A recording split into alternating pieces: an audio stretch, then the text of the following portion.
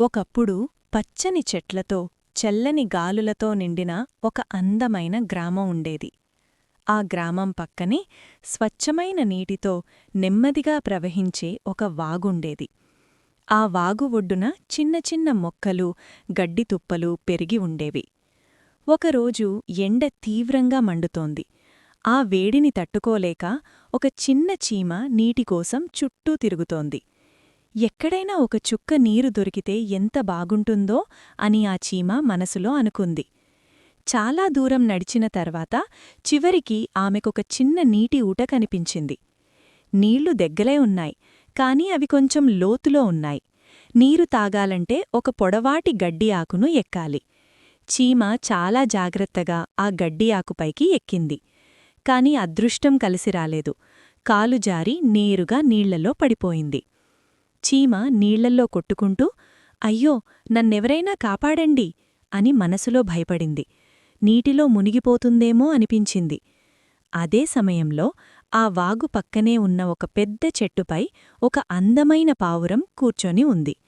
అది కింద జరుగుతున్నదాన్ని చూసింది. నీళ్లల్లో కొట్టుకుంటున్న చిన్న చీమను గమనించి పావురం మనసు కరిగిపోయింది. పాపం, ఈ చిన్న ప్రాణాన్ని కాపాడాలి అని పావురం అనుకుంది. వెంటనే చెట్టులోని ఒక పెద్ద ఆకును తన ముక్కుతో కోసి నీళ్లలో పడేసింది. చీమ ఆ ఆకును చూసి ఆశపుట్టింది. వెంటనే ఆ ఆకుపైకి ఎక్కింది. ఆ ఆకు నీటిపై తేలుతూ నెమ్మదిగా ఒడ్డుకు చేరింది.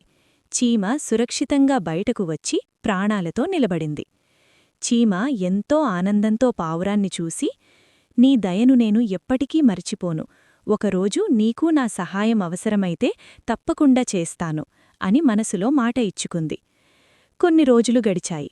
ఒకరోజు ఒక వేటగాడు వాగు దగ్గరకు వచ్చాడు. చెట్టుపై కూర్చున్న పావురాన్ని చూసి తన వలతో పట్టుకోవాలని నిశ్చయించాడు. నెమ్మదిగా అడుగులు వేస్తూ పావురం దగ్గరకు చేరాడు. ఈ దృశ్యాన్ని ఆ చీమ గమనించింది. అయ్యో, పావురానికి ప్రమాదం అని వెంటనే అర్థం చేసుకుంది.